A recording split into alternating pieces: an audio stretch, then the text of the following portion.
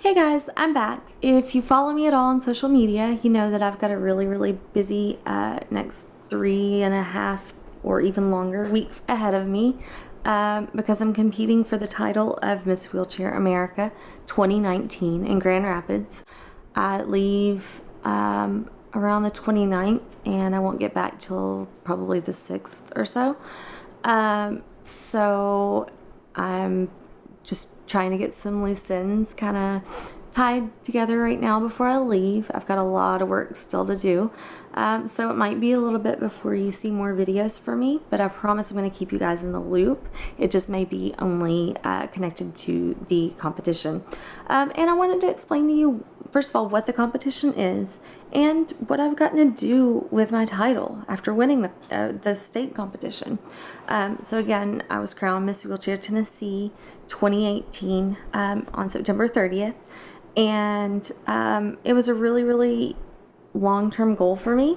I was crowned Junior Miss Wheelchair Tennessee 2001, and I always promised myself that I would come back and compete for the Miss title, and I did a year ago, or a year and a half ago now, and it just wasn't my year. I thought I was ready, prepared, stressed myself out, did everything I needed to do, and it just didn't work out, and that's okay.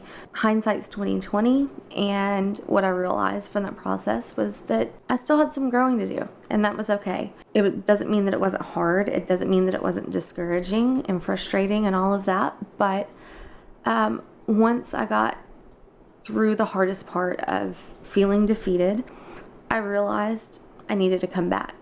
Not only because people believed in me, but I still believed in myself. I still believed in my message, and I still felt like people needed to hear my story and that I had a lot to offer. So I came back, and I'm really grateful that I did because I got crowned Miss Wheelchair Tennessee. So not only did I complete a long-term goal, but I proved to myself that I could do something and become a better version of myself in the process, even though it was hard initially. So Miss Wheelchair Tennessee, the title, is really amazing. It's an honor to be crowned that, because it's not a beauty pageant. It's so much more than that. It's about advocacy. It's about leadership. It's about helping your community and being involved and being a representative for the disability community in general. And so to be selected, that was really amazing. I keep saying that because I still get emotional even thinking about it, because I worked really hard to get there. I feel like I've spent my whole life being an advocate, and winning that title really gave me something tangible that I could look at and say, look, I accomplished this. So it was very rewarding on a personal level. And then when I got into it and really started to, schedule speaking engagements and appearances and meeting with people and talking with people, it became even more rewarding, like more rewarding than I ever even imagined. And I had been imagining it for 16 years before I ever, even put myself out there to do the Miss division. I don't even know where to start. I guess I'll just sort of start at the beginning though. My first week, I just started contacting places. I started figuring out, okay, what do I want to do with this? Like, where do I want to go with this? How do I want to do it? Who do I want to talk to? Who do I want to reach? Why do I want to reach them? All of that. So I just started reaching out to places, reaching out to schools and friends, previous title holders. Pretty early on, I started reaching out to government level officials, and I think in my first month I had probably 6 engagements total, and I kept that momentum up pretty much up until the last month or so, and it only slowed down because I let it slow down because I'm getting ready for America. I started out by doing a really simple parade, my hometown, did a couple of really nice write-ups on me. Actually, they've done 2 or 3 at this point now, and so that's been really nice to be recognized in my hometown community. And then I pretty much just went straight into it. Well, first of all, I found out that there was a mayor's committee for people with disabilities. And it's a small group of people, about 15 or so, of individuals with varying disabilities, some without disabilities, but they represent the disability community. And I also knew I wanted to meet the mayor. I wanted to be on the radar for some of the more important public figures in my area. So that kind of happened at the same time. I got to meet the mayor at the time. She's no longer the mayor. We have a new mayor. I've met him too. And then I also reached out to the person in charge of the mayor's committee for people with disabilities. I had a meeting with them, and it went really, really well. That led to me having an opportunity to meet with Metro's special events team. And I got to talk to them about accessibility issues at some of Nashville's biggest events, New Year's Eve, 4th of July, CMA Fest, all of those things. And they heard me. Whether there were changes or not, that really wasn't my part. All I could do was let them know where I felt changes needed to be made. So I did my part, and I was really, really proud of that. And all of that just kind of started to snowball from there. I ended up, again, accepted onto the committee. We meet once a month. We just discuss things in the community that need to be changed, or things that people are doing right, and acknowledging that and recognizing individuals with disabilities or in the disability community that are making a positive difference. So yeah, it started off really, really quickly and became rewarding very, very fast as well. I mean, it hasn't all been straight up disability related, because my goal was I wanted to reach as many people in as many ways possible with my story, with my drive, with my passion, and my desire to help people. Those were my goals. So I just started making a list. This is what I wanted to do. This is how I want to spend my year ever, as the reigning title holder, to make it the best year that I possibly can. And I feel like I've done that. I've had over 30 speaking engagements or appearances. Most of them have been speaking engagements. They have ranged anywhere from, I've spoken to a preschool, 2 elementary schools, and 2 college campuses. So I've gotten to speak to parents who have kids with disabilities who went through the same programs that I went through growing up that really, really shaped my life. And so to give back to the people that use the same resource that I do, that was probably one of the most rewarding things that I got to do. But I've also gotten to speak to a group of women who are in the drug and alcohol life recovery program, which is obviously, it's not within the disability spectrum of it all, but it was something that I felt like I was being led to do, and it's something that I knew emotionally that I needed to do. The Nashville Rescue Mission is really near and dear to my heart. So I reached out and I said, my name's Lindsay. This is, what I'm doing this year. I felt led to reach out to your organization, and would love to speak to any group that you think could benefit from my story. And, I shared my cancer journey. I shared my passion for helping people, my journey as a wheelchair user. And so when I got in there, I just told my story, and hoped that maybe it helped somebody in that room. And that was something that was really, really special to me, because I didn't even know why I was being led to do that. It was just something that was in my heart that needed to be shared, and I followed my heart. And those women were amazing. They inspired me. And, we don't always know why things happen. We may not be able to see the big picture. We may not understand why we're struggling with whatever we're struggling with, whether it's addiction or not fitting in, or, we're struggling with a transition in life, or, particular, whatever. Like, we all have those things. We all have those moments in our life that are hard. And I think that was why I felt led to speak to those women, because they had been through their own set of struggles. And granted, they weren't the same as mine. They were in a program to help better their lives and to better the lives of their families. And that's where I connected with that. I've been very, very lucky to have resources that have pointed me in the right direction, that have helped me grow and flourish and shine. And I really just felt led to share my story with those women. And it was amazing. It was a very emotional experience because I didn't really understand why I was feeling led to do it at first, but it became very, very clear very quickly to me why.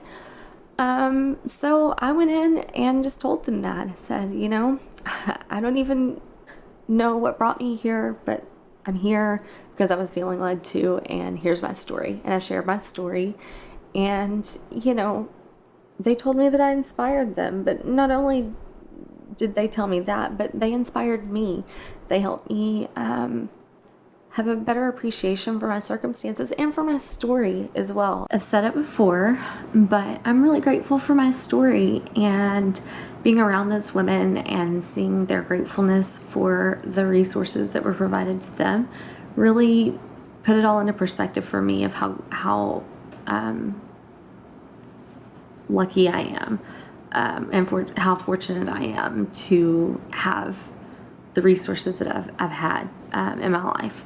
And, I mentioned that I've met 2 mayors. I've actually met 3 mayors. I've just recently met the mayor of the town that I live in currently. I met the governor of Tennessee. That's probably the person in the highest leadership role that I've met so far, but that was pretty recent. That was a couple weeks ago. I've gotten to do some really, really cool things with all of this. I've gotten to do local access TV interviews. I've done newspaper interviews. I've done, actually got to do a podcast that focuses on veterans, being married to a disabled veteran. I got to share my experience with the Adaptive Housing Grant, because that was a really amazing resource that we actually got to have, that helped us when we bought our house and started making modifications. And I wanted to raise awareness about those resources and how they work and what they can do to help you if you're a disabled veteran. I got to set up a table at the Nashville Buddy Walk for Down syndrome. It's their biggest fundraiser for the year. I set up an informational booth for Miss Wheelchair Tennessee, the organization, just to share that our program exists. And, that was special to me because I have friends and neighbors who have daughters with Down syndrome, and, another friend that has a sister with Down syndrome. And it was just on my heart to show up and show support to that community as well. So again, it's not all wheelchair community stuff, it's disability community stuff as well. Let's see what else. I set up an information booth at the Spina Bifida Walk and Roll, which is the biggest fundraiser of the year for the Spina Bifida community, which again is my disability. And those are fun because I just set up a table. I put, pink tablecloth up, I put my sign up, and I put bubbles and tiaras and a coloring station up and a board where they can put their crowns or their night shields on a board, and it can be displayed with their name on it. And so that's been kind of a thing that I do in sort of the bigger groups that have a lot of kids. That's been kind of fun. And the board says, whether you wear a princess crown or a night shield, don't forget to make it shine. So it again brings in kind of my mantra of shine on. So that's been kind of fun, and those are just a good time because it gives you a chance to really connect with the community and hear people's stories and be seen by people that maybe don't know that the program exists, or maybe they just need to see somebody else with a disability out there that's independent. And so I think that there's a purpose in all of those. What else? I did a lunch and learn with the junior Miss contestant. That was pretty soon after we got crowned. That was probably about 3 weeks after. And just got to share kind of what my plans for the year were. So that was cool. Again, my groups range from 10 to 200. The biggest group was about 200 people, and that was for the Clarksville Chive Masquerade Ball. It's a big charity event that they've started to put on every year, and Clarksville Chive and Nashville Chive, the Chive in general, if you don't know about it, it's more than just a website. It's a community of people that want to give back, and they have. That group has been amazing.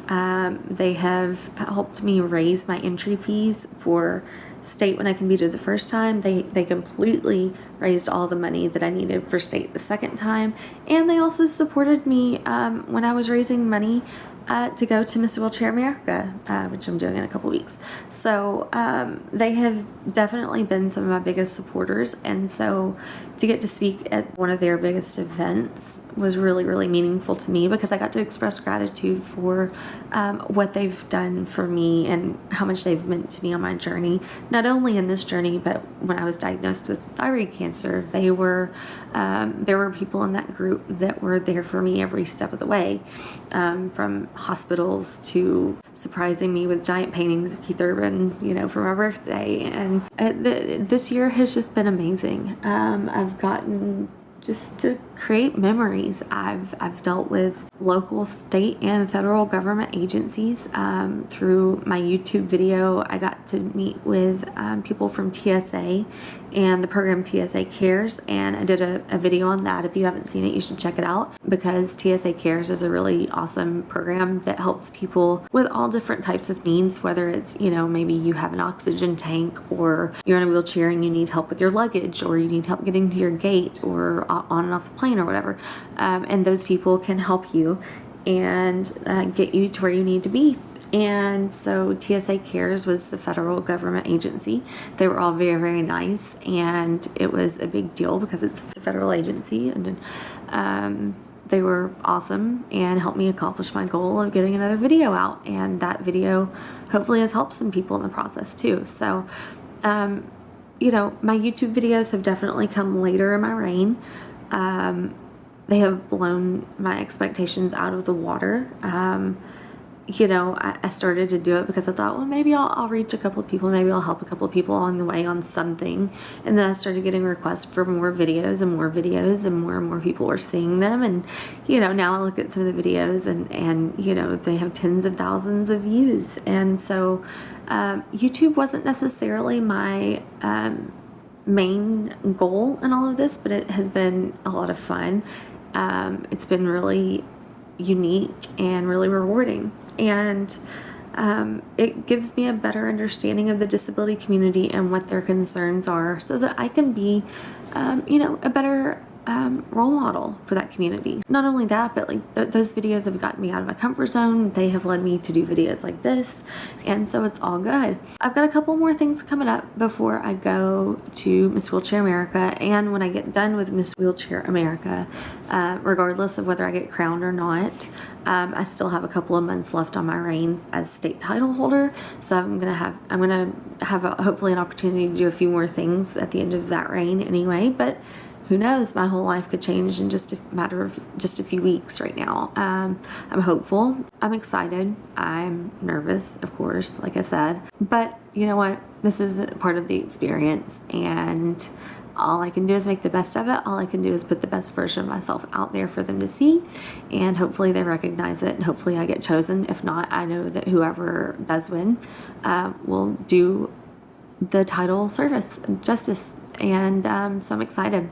There's a lot of really incredible women. I'm going to be up against 25 other state holders. Originally it was going to be more like 30, but with health issues and things like that, things happen. So now there's 26 of us. Basically what will happen is we'll get to Grand Rapids. It's going to be 2 or 3 days of workshops and interviews and judging, and I have a 2-minute speech prepared on my platform that I'll share, and then they have the crowning on the last night. So it's a full week of events. I'm super excited about it. We're gonna do ballroom dancing, I think, and some other things too. So they really mix it up every year, which is pretty awesome. It's gonna be interesting. This is definitely one of the biggest things that I've probably ever done in my life. But I'm ready to take it on. have worked really hard. I know that regardless of the outcome, I'm really proud of what I've done to get to this point. And that's all I can do is be the best version of myself. And hopefully, you know, we all get the opportunity to do that and can do that. And it's going to be fun. But beyond that, I have if you could see my office right now, it's covered in pictures and glitter and stickers right now. But I have a giant display board that I've been working on that shows pictures from my reign, shows pictures of me growing up and my personal life and all of that. And I also have to do a scrapbook that I've been working on that will show pretty much everything from my entire reign. And yeah, I mean, that's the majority of what I've been doing. It's been a really full and rewarding, fulfilling year.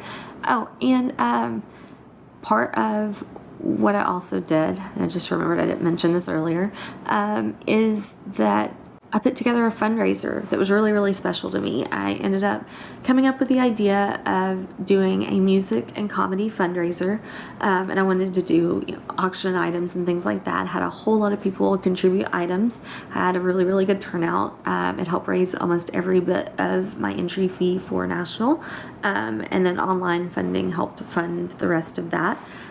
So that I could compete for Miss Wheelchair America. Music and comedy event was really fun because it featured artists and comedians who are really, really special to me that I have a personal relationship with. And so I had 7 people. I had four musicians show up and 3 comedians show up, and they did what they were best at. So that was really, really cool to give them a platform so they could shine too. And just to have that much support in one room, and to see that many people believe in me and what I'm trying to accomplish was a really good feeling. So I'm really grateful for just that. Yeah, I think that's it. It's like I said, it's been a crazy, awesome, wonderful year. It's been a lot of work, but it's been a lot of reward in return. So I am getting ready for the next chapter, and we will see how that chapter ends up. Like I said, I've got a lot of work to do the next couple weeks to finish up, to get ready, and prepare and make sure that I'm the best version of myself, which is why I'm going to sort of take a little bit of a break and focus on what I need to get done. I love you guys, but I need a break. Not really a break. I just, you know, I love you guys, but I need some time to get stuff done that needs to be done. And I'll bring you guys along for the ride, I promise. I may even do a live video either on Facebook or maybe I'll just post it on YouTube. I haven't decided yet, but I'm going to do a Q&A that's going to be, you know, questions related to disability. I'm going to let people just randomly throw questions at me. I'm at least doing that once, but I may do it a couple of times just to get different people involved and help, you know, get me more prepared, because, you know, preparing a speech is one thing, but answering questions on the fly like that is a completely different feeling. I feel like I'm pretty good at it, but this is, again, a completely different level than state, so who knows. But I want to make sure that I'm as prepared as possible, and yeah, that's all I can do, you know. Again, I've been caught up in all the things I needed to do to get ready, and it can be very overwhelming, but I thought that was a perfect opportunity to stop, regroup, take a breath, and tell you all how grateful I am for everything that you all have done to get me here, and everything you all have done to support me in this journey through all of it. So I hope you guys enjoyed this. I hope you learned a little bit more about the program. Again, it's not a beauty pageant. It's an advocacy role for the disability community, and it's an honor to even be considered for state, let alone get to represent my state on a national level. So thank you guys for helping me get there. Thank you for believing in me. If you like videos like this, let me know. Make sure you subscribe to my channel if you haven't already, and hit the bell so you get notified every time that I make a new video. Anyway, I hope you guys have a great week, and I will talk to you all soon. Bye.